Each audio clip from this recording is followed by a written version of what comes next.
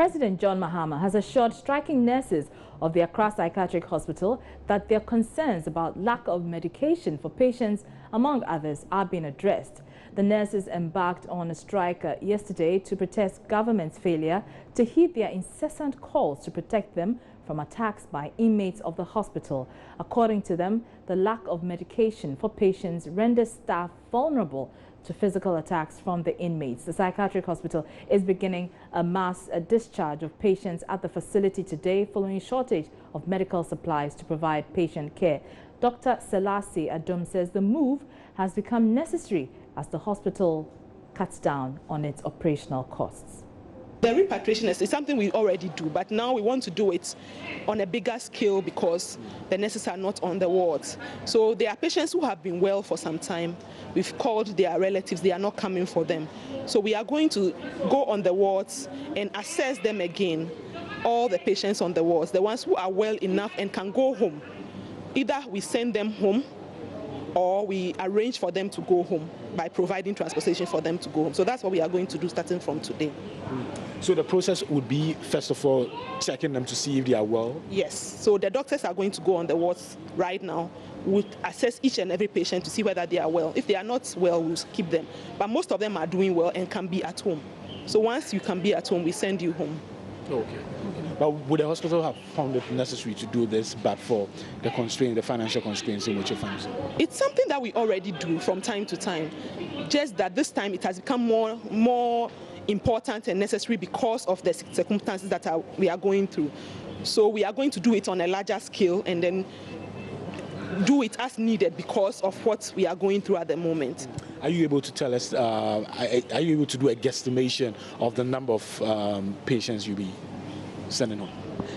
Well, I can't tell how many we will be sending home because we are now going to assess them, but we are aiming at about 200 patients. 200 patients? Yes, that's what we are aiming at. But the conditions on the ward will determine how it will go, how well the patients are, then we'll send them. Okay. Finally, now that the wards are without the nurses, who is catering for the patients? So now we have health aides who assist the nurses. They are not on strike, so some of them are there. We have some senior nurses too who have been called to supervise them. So they are around, but that is not enough because we need a large scale. Already we don't have enough workforce. So the nurses that we have who are not there right now, and the place is being run by health aides, is not really adequate. And then some of the patients who are well are also assisting in caring for the patients who are ill. So that's what we are doing right now. On his part, Chief Executive of the Mental Health Authority, Dr. Akwesi Osei, has described the situation as unacceptable, saying more attention should be given to mental health care. Well, it's feasible. To start with this, they will need to discharge them first and then repatriate them. So that is what you have to do. It's the last resort. The point is that if the patients are there, there is no nurse to attend to them. You should have been here yesterday evening to see. They just lock them up. If anything happens, what happens? That will be serious. So we will have to those who are well enough, maybe not exactly well, who would have been sent home if everything were equal, but who are well enough under the circumstance to be taken home to control their medication. Those are the patients who are being discharged and sent back home. So, but for the circumstances in which the Accra Psychiatric Hospital finds itself, would they have repatriated? Would they have deemed it necessary to repatriate them? We would have sent them gradually, maybe a few at a time, because frankly, the hospital is downsizing, or we are all downsizing the hospital. It used to be about 1,200, 1,300 patients on the wards, and we have consciously tried to send a good number of them who are well enough to go home to continue their treatment. So we've come down to 430 now. We still intend going down to about 300. But this acute situation is such that we can't even wait till that scheduled arrangement. So those who are well enough to go, we need to quickly send them home so that their relatives can continue their management at home.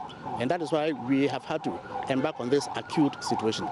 But would the hospital put in measures in place to make sure that those who are repatriated are monitored to see if, We have community nurses, community psychiatrists in the various communities, so they will be taking care of them. Let's stay on this issue a while longer because President Mahama, who spoke earlier Tuesday on Sunrise FM in Koforidua in the eastern region where he is campaigning, said although he was not aware of the strike, he is taking steps to resolve it. It hasn't come to my attention, but I do know that the area of mental health is one of the areas where we need to focus attention. I mean, it is, as our psychiatrists tell us, that all of us have a bit of madness in us, and that somehow we all have some mental disorder or the other. And so it means that it is something that we need to pay attention to. We passed the new mental health bill, and government is committed to its implementation.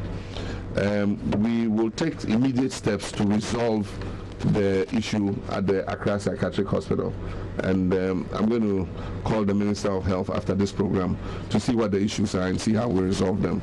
But going forward, in our manifesto, we have a clear plan for mental health. What we have said is that we're going to move the Accra Psychiatric Hospital from where it is currently, Asylum down, and we're going to move it to Pantan Hospital and develop Pantan Hospital into a first-class, state-of-the-art mental health facility, so that we have their budget in one place and we're able to pay more attention to.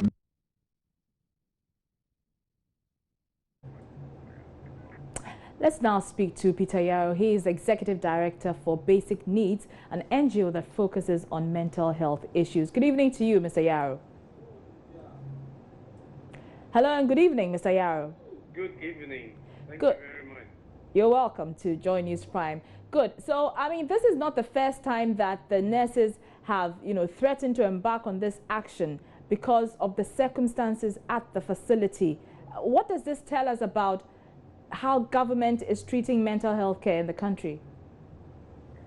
When it comes to mental health, and they mention Accra Psychiatric Hospital, it seems to be the nerve center, or that is what symbolizes what Ghana's mental health care system is like. And recent developments of strikes and threats of strikes are not good developments for mental health at all. I describe this as the best of times and the worst of times. Why do we say so? Best of times because not too long ago, barely 4 years, we had a new mental health law, and we're all very hopeful that things were going to change for the better. And the law has hardly even clocked properly 5 years. And we are seeing things that are like there has never been a law. And so the question is whether government will still want to continue to pride itself on having passed a law that has not worked because of what is just happening in Accra Psychiatric Hospital.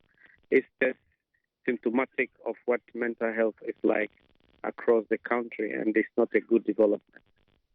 Now, you may have heard the hospital officials talking about the need for them to offload, if you like, the patients to their families because of the situation that they're confronted with. They are forced now to release the patients, those who are quite well or have been treated to some extent, to their families. But what will be the impact of this exercise, in your opinion? Well, I think this will not be the first time. I think a few years ago this happened.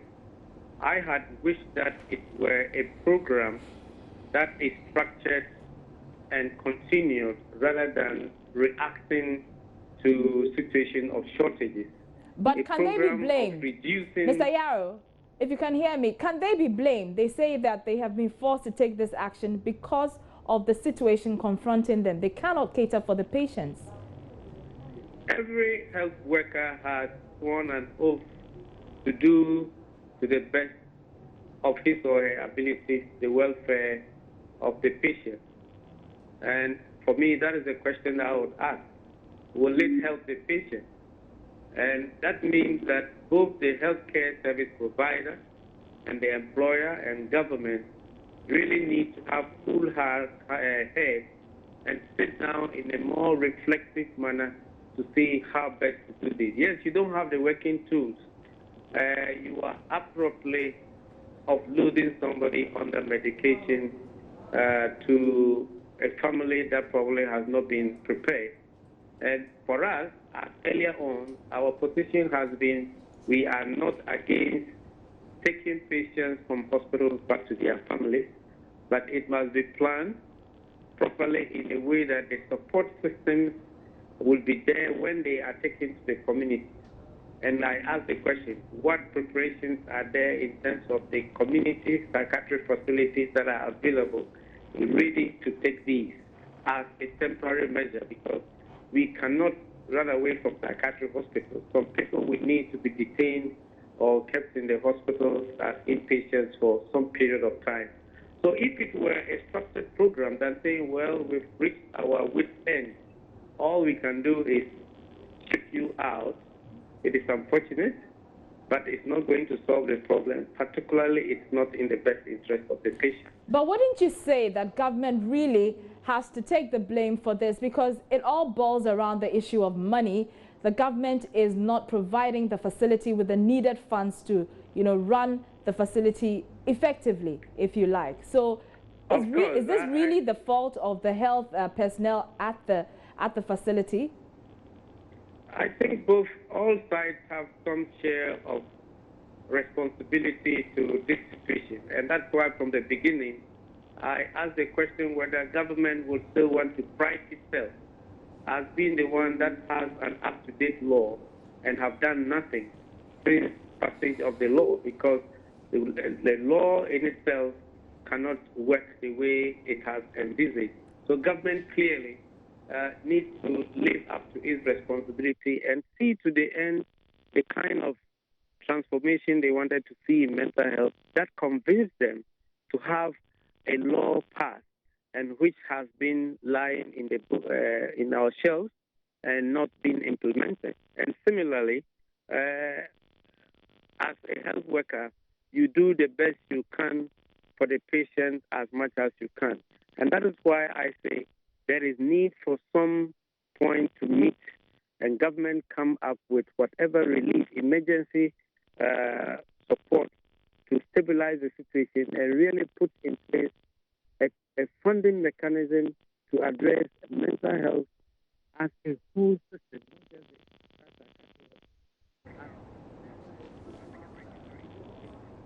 So you heard Peter Yarrow. He's with the mental health organization speaking to the issues arising from the situation at the Accra Psychiatric Hospital. We're taking a short break now. Don't go away. We have more news ahead.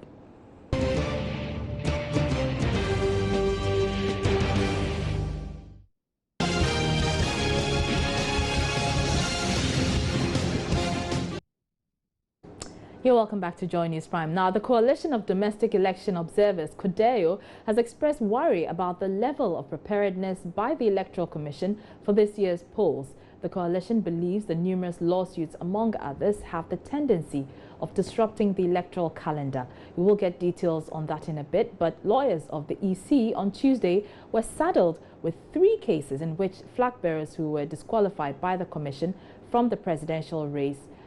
The EC's legal team, led by Thaddeus Sori, was to face the PNC, NDP and APC, but only managed to make an appearance in one due to the cases being heard around the same time. Joy News' Joseph Akable was in court and has come through with this report. For the APC's Hassan Ayariga, today was the big day. A day to explain his case before the court and why presiding judge Barbara Tetechawe must agree with him. His lawyer Maxwell Logan told the court the EC failed to allow the APC nominee rectify the mistake on his form based on which his form was rejected. Mr. Logan concedes that on presentation of the forms at the commission, they were alerted to some mistakes which they rectified on the spot. Therefore, it was difficult to understand why the EC couldn't point out the 2 errors which led to Mr. Ayariga's disqualification. Mr. Logan explains the commission had more time due to the late collection of filing fee by the EC. But EC lawyer Thaddeus Sori disagreed. He stated that the mistake on Mr. Ayariga's form bordered on double subscription, which could only be detected once the EC had access to all the forms of nominees. He added that it is practically impossible for the commission to give each mistake identified time for correction. Presiding Judge Barbara Tetechawe has fixed Friday, November 4, to deliver judgment. The case was different in the NDP and PNC suit. The EC legal team failed to make an appearance in time, leading to a cost of 500 cedis awarded against the commission in the PNC suit. The judges hearing both cases granted an abridgment of time to allow the matter be heard early. The EC and the parties have also been asked to present written arguments by Thursday, November 3, and make oral arguments on Friday. The Supreme Court will be expected to hear an abridgment of time motion on the EC seeking to set aside the High Court's ruling in favor of Dr. Indu. So, as we indicated earlier, Election Watcher Coalition of Domestic Election Observers, CODEO, has warned that the numerous legal suits against the Commission could negatively affect the 2016 polls. We are joined on the line by Senior Coordinator at CODEO, Dr. Abrampa Mensah, for some analysis on this.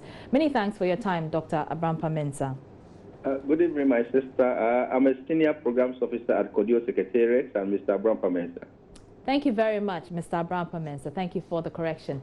So you are concerned that the effects of mistakes made by the EC, which you say affected the 2008 and 2012 election, could recur. First of all, what are these mistakes you speak of?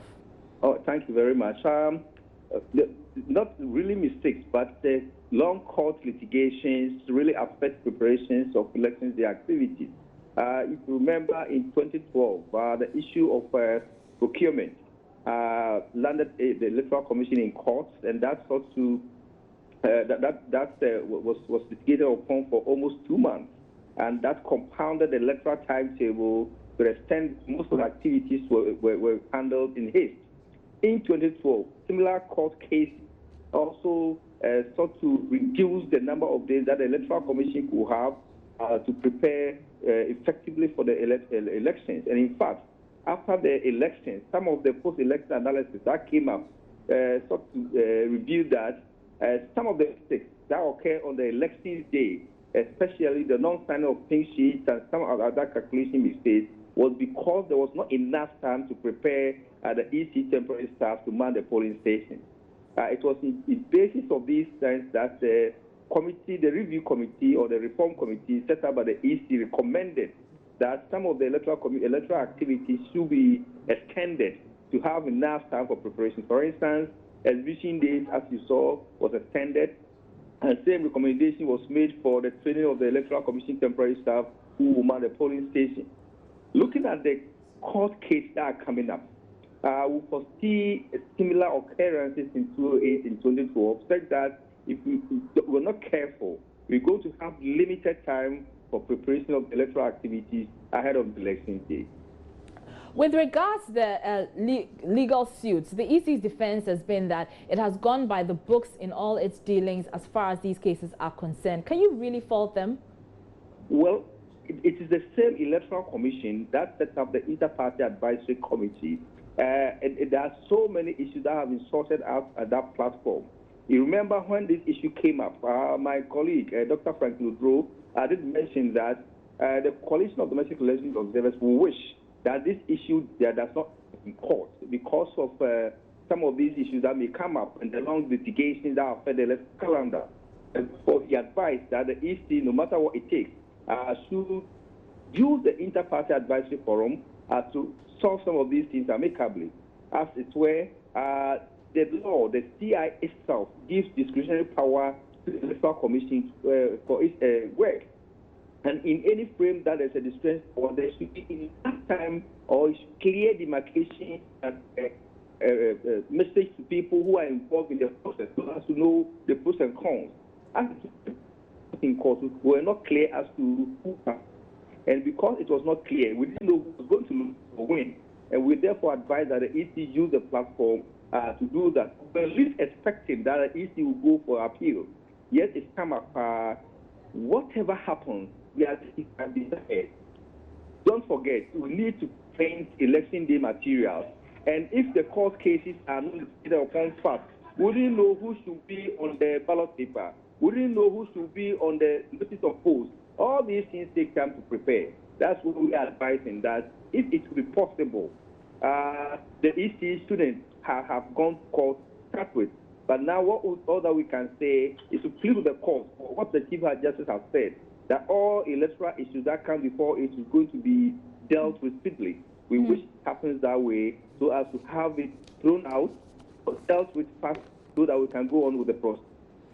Okay, you are an election observer, and it's likely that many people may share your concerns. What would the EC need to do to boost public confidence that there is no cause for concern as regards the upcoming polls? It's difficult because we all counting the days, and we knew what happened in 2008, we knew what happened in 2012, and especially the local government election in 2015. The difference between that and this is that in the local government election, it does not specific date as to when the local government election should be held. It just says that 6 months apart, local government election and the national election. This one, there is a date. Whatever we do, whatever happens, we need to have December 7th. So if we have a long litigation along the process, it leaves us with very limited time for preparation, and we don't have anything to do. So gaining back confidence will depend on the commissioners. Most of the time, when we are saying, first we are saying Afarijan's commission, now we are saying Charlotte's commission. We believe the commission is made out of 7 commissioners. It should be experienced to bear on some of these things, sit down, analyze the situation well, assess the pros and cons, and give that advice to the administration, the people who are in administration or helm of affairs. Very much. That is Abrampa Mensah, is a senior program officer at Kodeo, which is an election observer. And we're taking a short break right now. Soon, ahead in the bulletin, we'll be doing business, and we'll bring you entertainment and sports much later. Stay tuned.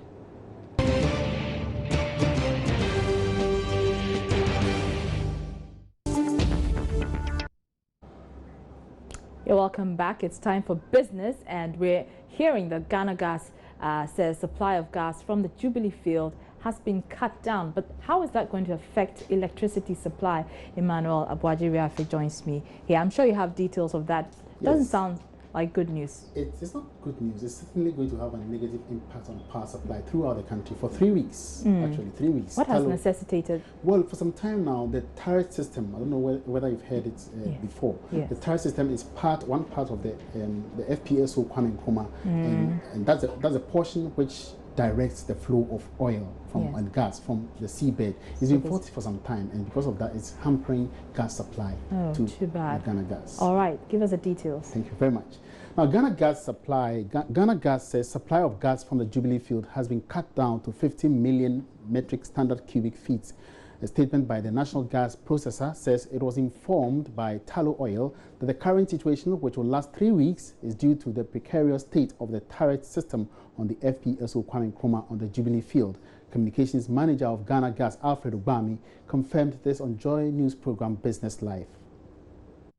I have informed us they're doing some work on the FPSO upstream, and as a result, they've reduced their projected gas supply, natural gas supply to us from the 1st of November to 21st of November.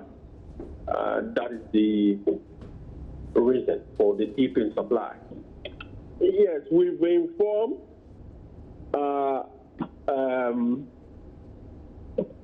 people there and others as to what is happening to them, and I think that they are aware. Do we anticipate whether it will impact negatively on the power generation? I cannot speak to that because we are not a power generating company. Number two, yes, in as much as it will lead to a consequential reduction in the availability of power, it does not mean that it's going to have an impact nationwide because we have various sources of generation. And again, there have been some significant improvement in generation, for example, from Akosomo. Now to the downstream sector, State Oil Refinery Toll says it is making progress in clearing its long-standing debts, which nearly crippled its operations as well as the banking sector. George Riafe has been exploring the current state of the refiner's debt and the implications on cost of borrowing on the company. CEO of the company, Kwame Wadako, hinted Toll's debt now hovers around the region of $500 million. We pay our monthly, the bond has been issued, we pay our monthly bond fees. This is coming from the Energy Sector Levies Act, the Tort Debt Recovery Levy portion, which is about 8 pesos per litre. I think we've been running it now for 3 months. We're going into our 4th month, and all the payments have been made on schedule. Are you meeting your part of the deal in terms of your receivables coming in to offset this? We are. As we speak right now, so what's the total debt as we speak right now? I don't know that off my head. What was the cost of the bond that was issued? What was the price? The cost of the bond, the value, face value of the bond is 918 million cedis. Okay, and hopefully that's a 10-year period, right? It's a 10-year period. Right. But we believe we have an accelerated payments option in it, and we believe that as we go past our reforms and as we get the business at a certain level, we can accelerate those payments. There are figures like $6 billion, the debt. Is that $6 billion? Is that the... No, there's no $6 billion debt. So what's the actual debt as we speak right now? The actual debt in TOR would be between $500 and $550 million. Away from petroleum, Vodafone Ghana says it will roll out 4G services for its customers soon after some pricing issues were sorted. The telecoms firm had earlier disclosed to Joy Business the service was not an immediate priority, sparking concerns Vodafone may lose out of the data market to its major competitor. But speaking to Joy Business after a visit to the offices of Multimedia today, Chief Executive Officer of the company, Yolanda Kuba, said Vodafone is working on other ways to provide fast internet services to its customers. Customers of Vodafone will only have to wait a little longer to enjoy 4G LTE services. This, according to the Chief Executive Officer, Yolanda Kuba, has delayed due to some financing challenges. In an interview with Joy Business during a courtesy call paid to Multimedia Ghana Limited, she said the company has managed to maintain its position as the fastest internet service provider in the country and will continue to do so using other alternative avenues. Hoping that at some point we will have access to 4G. At this stage, we're actually having some challenges around the financing of the pricing that was actually paid by MTN, which actually makes it very difficult for us, not just for us, for Airtel, for Tigo, and the others as well. It's very complicated for us to actually get right. However, do we acknowledge that 4G is a more efficient technology from a MNO perspective, from an operator perspective? Absolutely. Is 4G the only way you can actually increase speed? No, it's not. There's carrier aggregation, there's optimization of your network, and so on. So there are many ways in which you can actually achieve what you achieve in 4G from a customer perspective without the 4G spectrum. On the direction of Vodafone, she promised Ghanaians faster and better services in the future. I think what you can look forward to is a more attentive business. We want to be more attentive around customer issues. We want to be able to solve your customer issues quickly and also come with proactive ways in which we actually respond to you. We want to make sure that Ghana is actually digitally included going forward into the future years, because for us, every time we digitally actually include someone, every time we look at where the world is going around, the gigabyte society, the society that will live on data, it is important for us to be able to say, actually, we did all we could to actually make sure that no one is left behind. The courtesy call on Multimedia Ghana Limited was to officially introduce the new Chief Executive Officer to the media and to strengthen ties between the telecom giant and the media giant. Finance Minister said Tekwe has tasked the Ghana Revenue Authority to expand its electronic payment services. This, he said, would ease revenue mobilization and fast-track efforts to promote a cashless economy. Mr. Tekwe spoke to Joy Business at the launch of Ghana National Single Window EcoBank Cash Express card for payment of duties.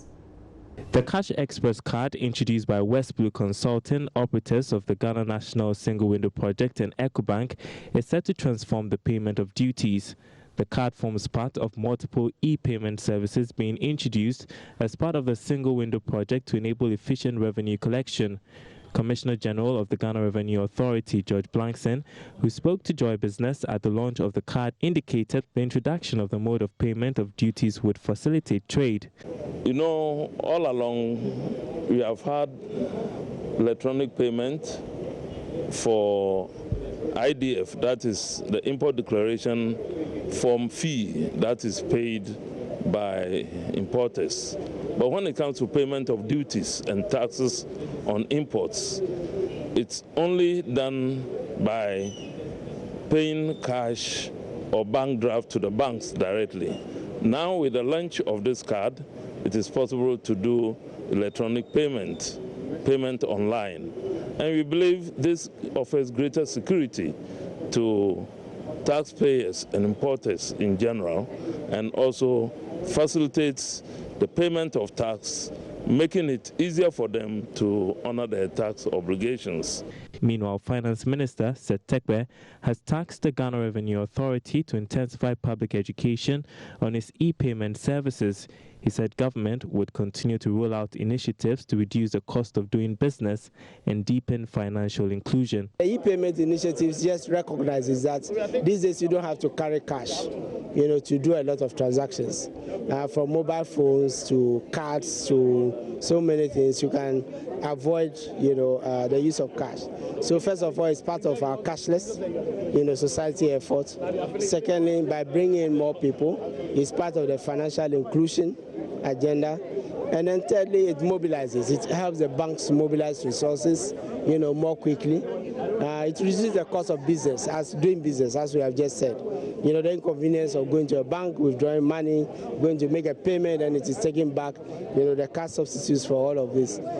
So as a ministry, together with the central bank, we have been launching, improvements to the payment systems in the country. We are spearheading the e-payment systems in government. And I think this is a very good example of how, the cost of doing business as far as government is concerned, can go down.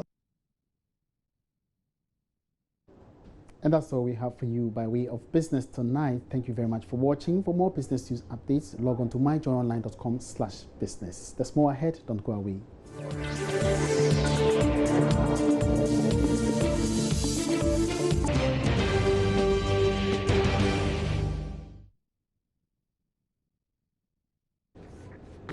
Security forces in the Ashanti region say they have defused some explosives found in the vicinity of the Deputy Ashanti Regional Minister Andy Osei Okra's residence in Kumasi.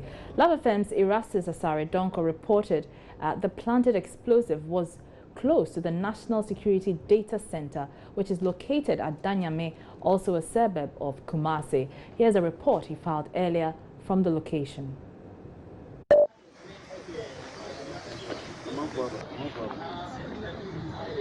This is the National Security Data Center, and this is where we understand that they will be monitoring events in town with the newly mounted CCTV cameras from. Just close to these two pillars, behind this wall, this is where we understand that one of the explosives was found. When we came here this morning, the military personnel had mounted sacks on this particular location. They were indicating it was part of the disarmament process to take the explosives away. When you go to the other end here, another explosive was found towards the Deputy Regional Minister's residence, which is far, the entrance is far to that security post there. It is not clear at the moment who planted this. We are being told to stay put and get some more information. But if you look at the far end there at the post, there's a CCTV camera there. To this end, there's another CCTV camera there. The idea is that it's possible that if these cameras are working, the one who mounted the explosives could be found in any of the footage.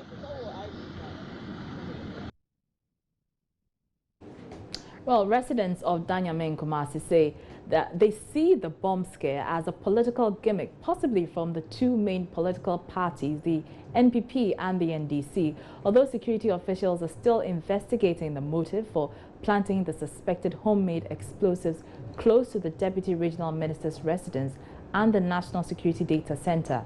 Residents in the area say they are not scared, but they see the whole thing as an election year political gimmick.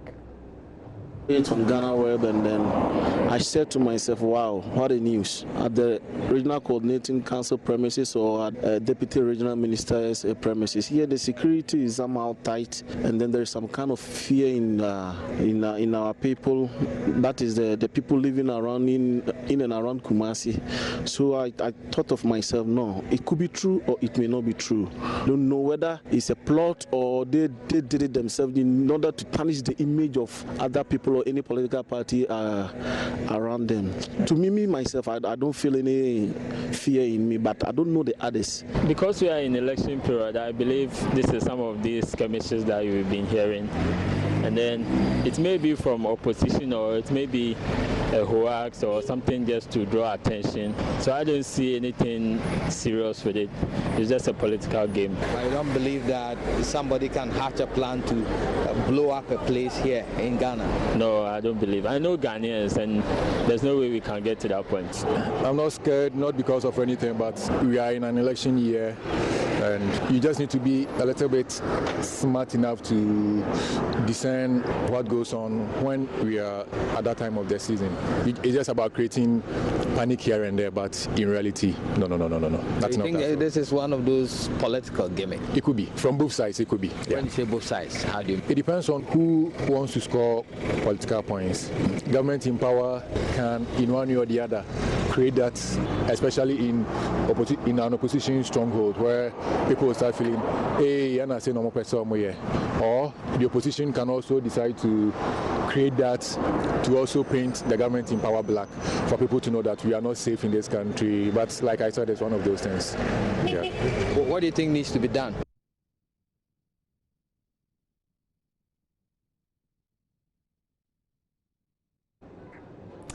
The Electricity Company of Ghana will receive $60 million to upgrade its distribution network and further enhance its commercial capacity to improve revenue. But the company's ability to pay back the money is being questioned. Under the deal between Ghana and the International Development Association, government will on-lend the money to ECG to pay back in 17 years. But the ranking member on the Finance Committee of Parliament, Dr. Anthony Akutose, says ECG will be in serious default if the terms are not reviewed.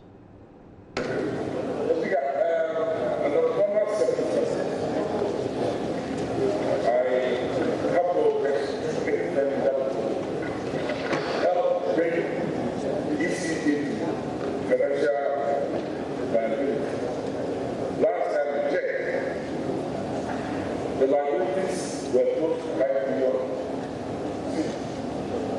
So, out of necessity, we need to do back to capital.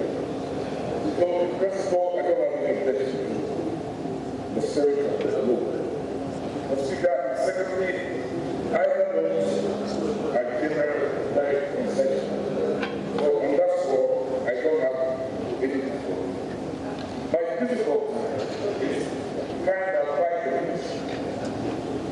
takes a concessionary role at what the But Employment and Labour Relations Minister Haruna Idrissa says ECG must demonstrate commitment to its core duty and ensures it pays back the loan. One, it is true that ECG is in debt. It's also true that PRA is in debt. But fundamentally, there's been major initiative by government to deal with the debt of ECG and PRA, including the introduction of the energy sector tickets by government in order to address the debt associated with ECG and PRA. But Mr. Speaker, one of the points that he raised, if we can have an understanding, is probably to refer you to page 4 of your committee's report, in particular paragraph 6 and paragraph 7. Our responsibility under Article 181 is to look at the terms and conditions of the new agreement. But in the chairman's report, in paragraph 7, he has added the on-lending terms to which the ranking member has responded. So, Mr. Speaker, let me also say that government has a new debt management strategy, which was announced by the minister in his last budget minister. And Mr. Speaker, I'll use another utility as an example. For instance, Ghana Water Company. Of all the years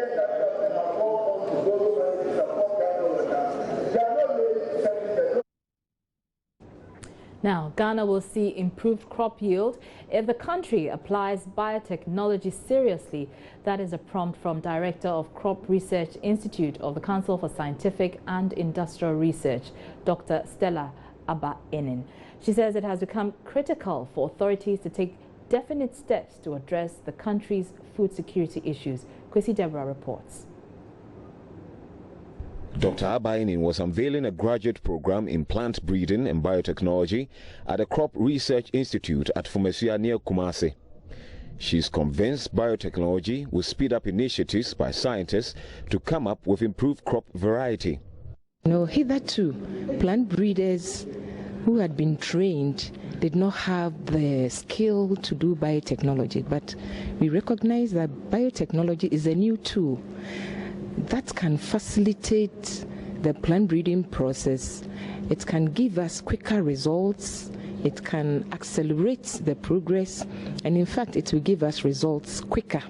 For example, conventional plant breeding would take us 10 years and sometimes more to come up with a new variety that is higher yielding, that is more resistant, and now talking about climate change, that is more resilient to climate.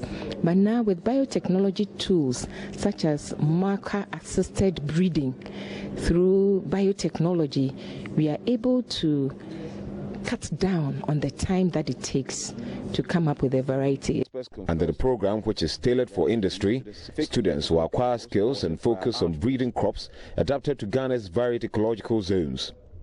Program head Dr. Hans Edudapa says students will go through entrepreneurial training to enhance their business potential. In addition, they will learn French to prepare them for expanding and challenging global market. Now a lot of people are graduating without jobs. So right from the onset, we want the students to know that if I'm a breeder and I don't have any job, I should be able to set myself up. We teach them, principles of entrepreneurship.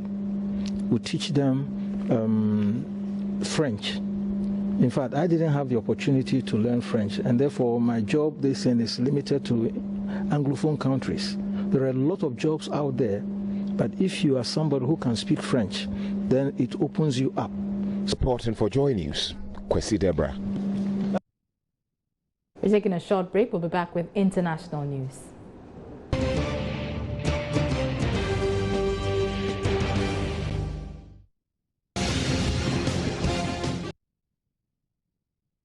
And indeed, this is your election headquarters. Now, the Volta regional chapter of the New Patriotic Party is sending a strong warning to Togolese who intend to take part in the upcoming elections to rescind their decision. According to the regional executives, any Togolese found at a polling station in Ghana in an attempt to vote would be mobbed and made to face the full wrath of the law. The MPP Volta regional chairman, John Peter Amewo, made this known at a press conference in Ho on Tuesday. Peter Amewo explained that the party would implement a monitoring operational strategy dubbed Operation Eagle Eye to ensure any Togolese who crosses the border to Ghana to vote would be fished out and dealt with in accordance with the law. He also slammed the NDC General Secretary Siedun Ketia for encouraging Togolese to take part in the upcoming elections and called on the former president, Jerry John Rawlings, to advise the NDC against that call. He, however, assured that any Ghanaian citizen resident in Togo would not be prevented from exercising his or her constitutional right on December 7. We want to also take this opportunity to send a strong warning to Togolese who are usually contracted by the government NDC to come and vote in Ghana for freebies to abstain from such practices and acts of criminality. This is because we have designed a monitoring operational strategy called Operation Eagle Eye to mob every Togolese who would dare to cross Ghana border with intention to come and vote for free.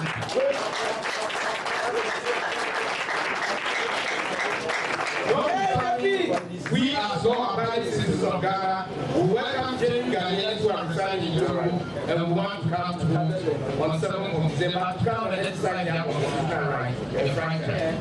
On the contrary, we want to send this message as a strong warning to those Togolese with such criminal motives that Operation Eagle Eye will deal with them squarely and mercilessly in accordance with the law. It is very important is that the General Secretary of the government, NDC, have no patriotic values by inciting Togolese to come to Ghana and vote for the NDC. Regrettably, this practice is against every constitutional right to call on Togolese to come to Ghana to vote. The NPP voter is therefore vehemently warning the governing NDC to retract from such dodgy electoral criminalities.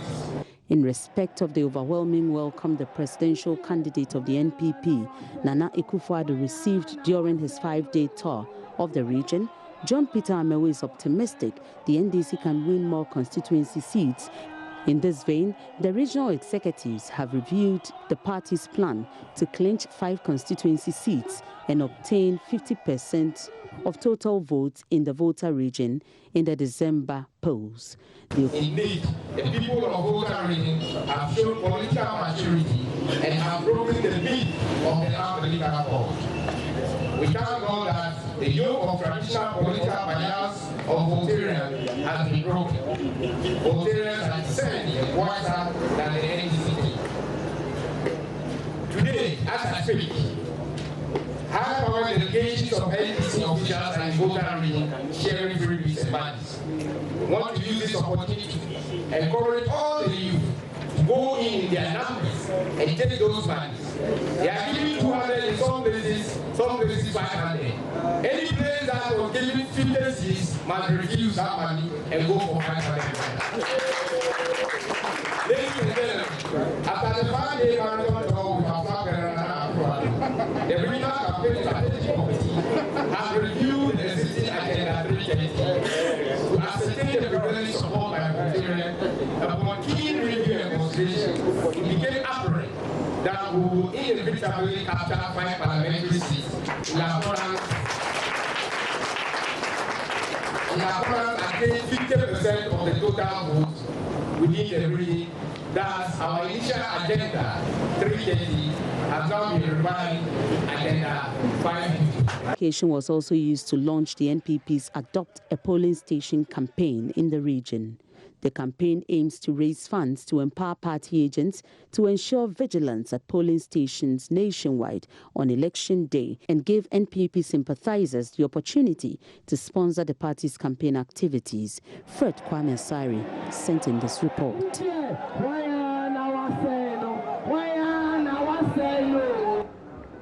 From the Volta region, let's head to the Central region, where chiefs in Kumasi say they have been neglected. They are also unhappy that their people do not have access to potable water and want the school feeding program revived.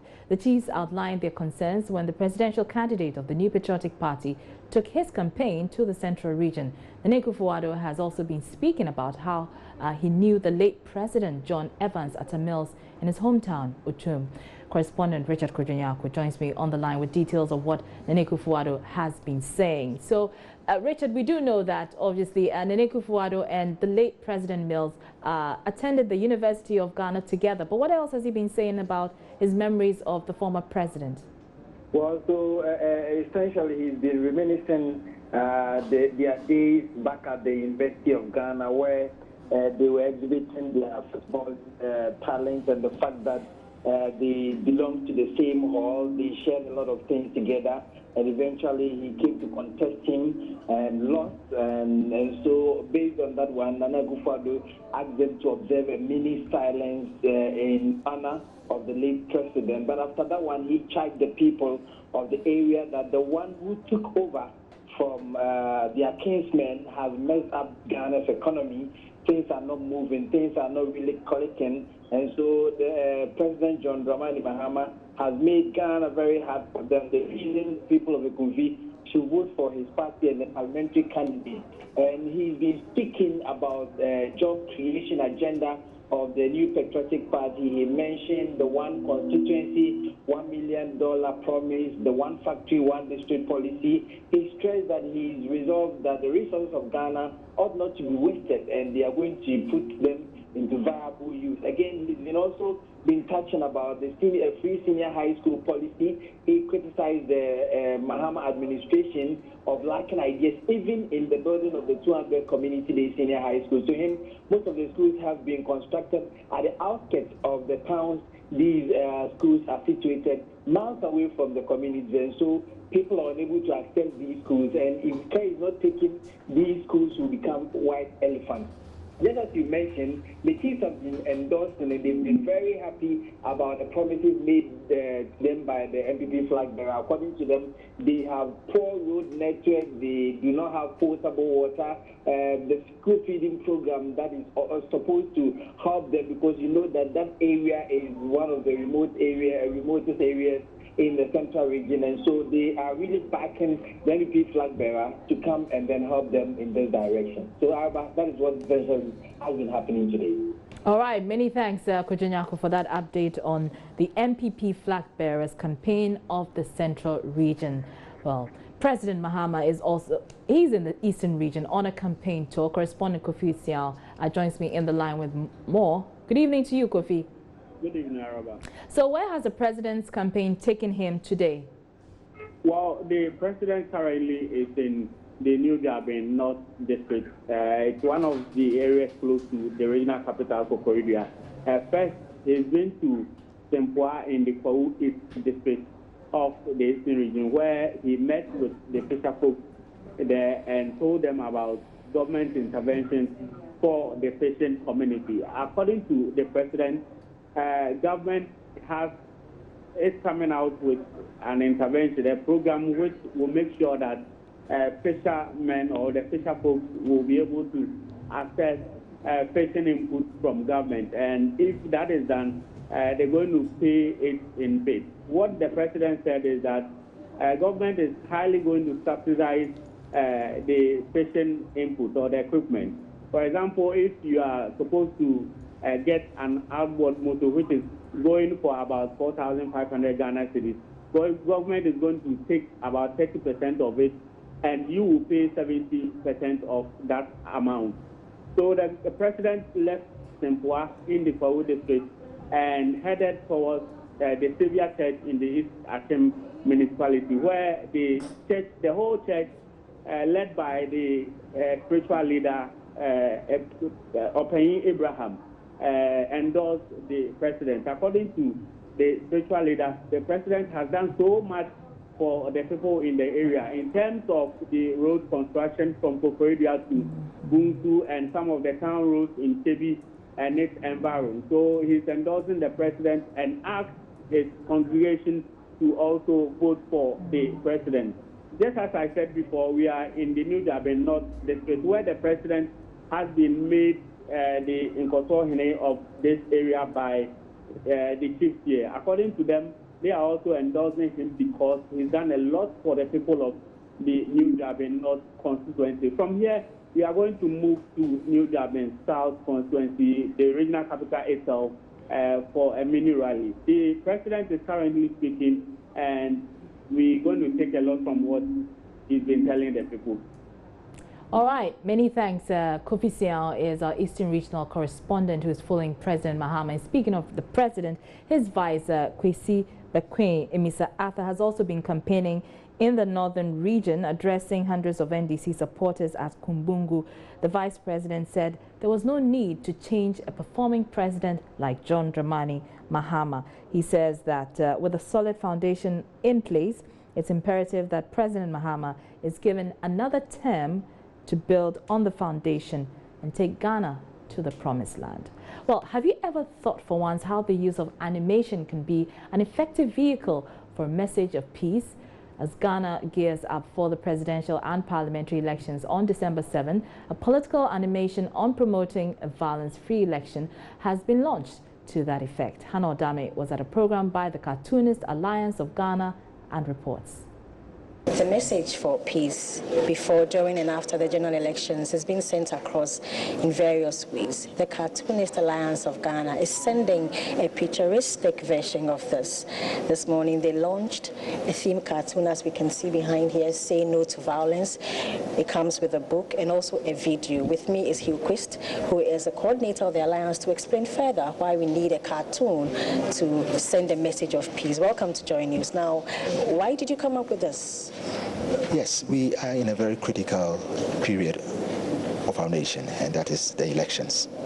And we think it is very important to stress that we all work together to promote peace and non-violence during these elections. Do you want to stick in the mind of anyone who reads this book or watch the video or see this picturistic at the event? Just say no to violence and do whatever you can to protect the peace. Launching this particular project, the former chairperson of the Ghana Peace Council, Professor Emmanuel Asante, recounted incidents in some parts of the country where simple misunderstanding created chaos. I was in Tamale, together with the Media Foundation of West Africa, trying to promote issue-based, campaign.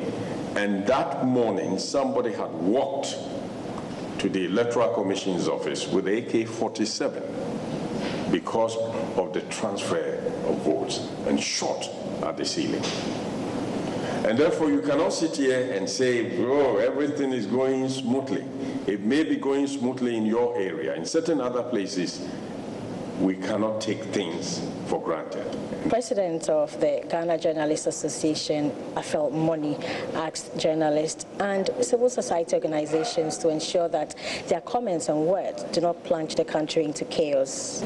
Many are those who are increasingly afflicted by doubt and constricted by fear, doubt that the media cannot or may not provide peak performance in terms of electoral journalism to guarantee the success of the December 7 election, and fear that in a worst case scenario, the media may plunge this beautiful nation into war. Thankfully, the December 7 election provides another opportunity for us to prove our critics wrong and tell the skeptics that we've done it before and we shall do it again come December 7. Surprisingly, no representative from any of the political parties were represented here. For Joy News, my name is Hannah Odani.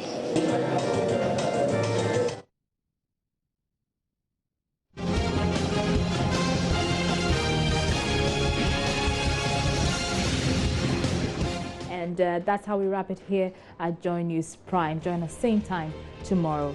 Thank you from all of us here for watching. Good night.